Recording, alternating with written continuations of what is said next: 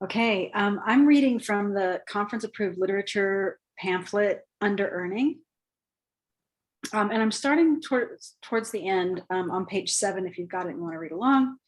It says page 7 in the digital form. I don't have the paper form, so on or about page 7.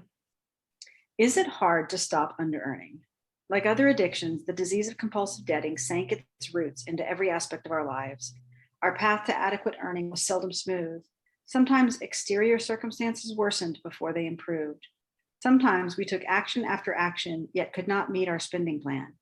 We found sanity in accepting that our spending plans, however modest at first, would expand over time, and that we could use them to identify our real needs and obligations.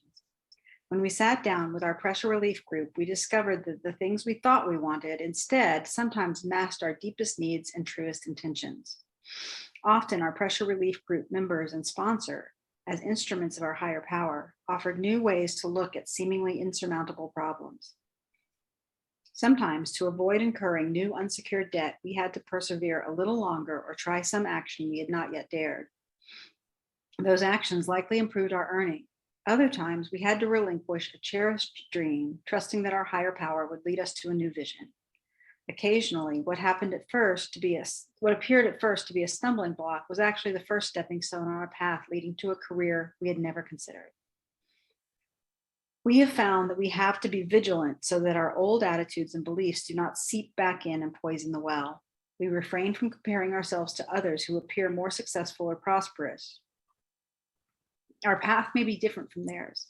We have placed our lives in the hands of a higher power, and we need not answer to anyone else.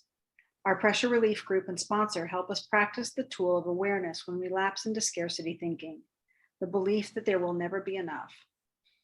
The support helps us continue believing that the universe is abundant and that we are capable of thriving.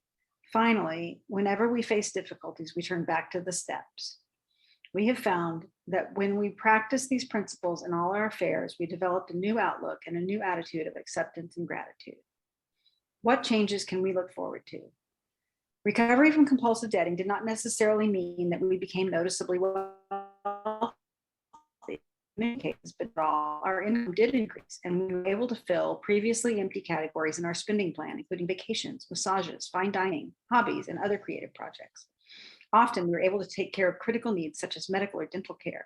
We established a prudent reserve to prepare for emergencies, and if we were self-employed, for fluctuations in income. We learned we deserved and could afford to take care of our most basic needs. We stopped feeling guilty for nourishing ourselves appropriately. Most importantly, we were able to do these things without incurring new unsecured debt.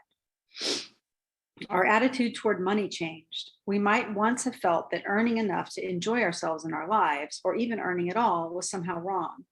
Perhaps we thought it was greedy to desire the peace of mind or security that money or material possessions can bring when other people were starving and needy, or that being poor seemed virtuous, even holy.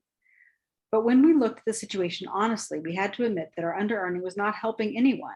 We were martyrs without a cause. There was nothing virtuous about failing to pay our way or consciously or unconsciously expecting others to bail us out financially. Instead, our underearning was often causing harm to others as well as ourselves. Money is an exchange of energy, and when we were blocked, the exchange blocked our own highest good and that of others. In fact, when we began to earn and take better care of ourselves, we became more effective. We had more personal, emotional, and financial resources. With enough income, some of us chose to include a category in our spending plan for donating money, perhaps a percentage of our earning, or time to people or causes we wish to support. We were finally able to share our wealth graciously without debting, depriving ourselves, or becoming dependent on others in the process. Earning and spending brought a new flow of energy into our lives.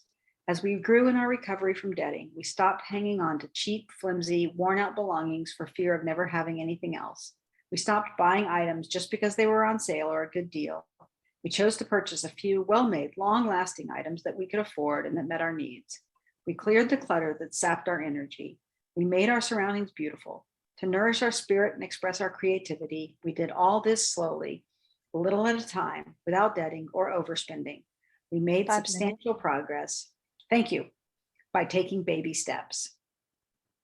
We began to feel greater satisfaction with our lives. No matter what our circumstances, we experience the healing power of serenity and gratitude.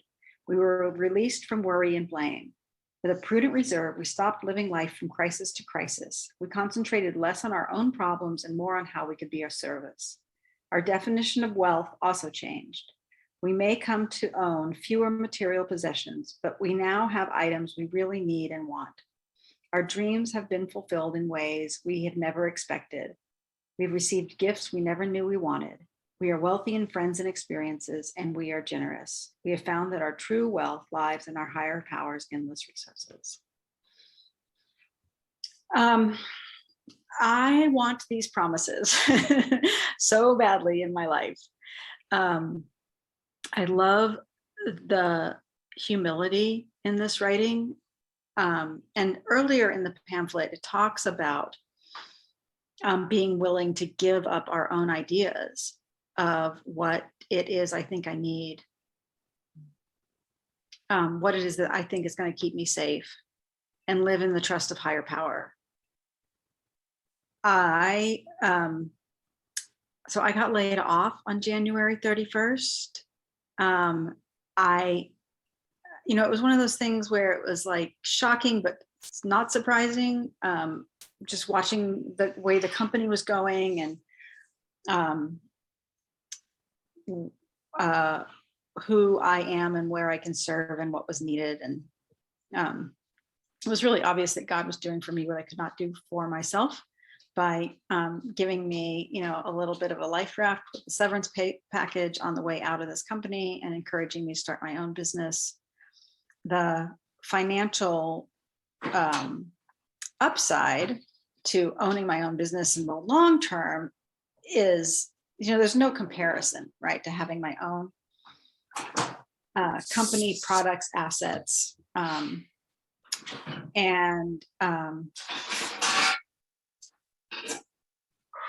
versus working for somebody else where they're building the wealth of ownership. And right now it's one day at a time. It's every step with humility and grace and openness and praying for guidance about what for me. And so really believing and understanding that my source is the source, is source alone. There is no other source.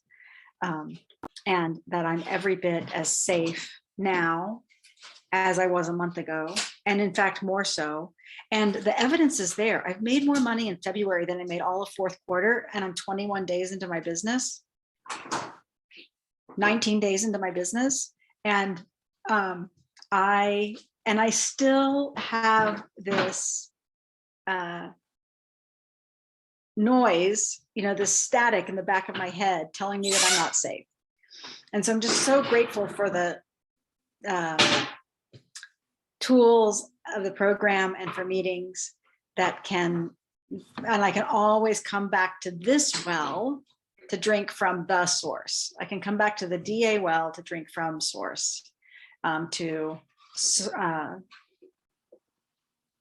solve and heal my under-earning one day at a time. Thanks for letting me share.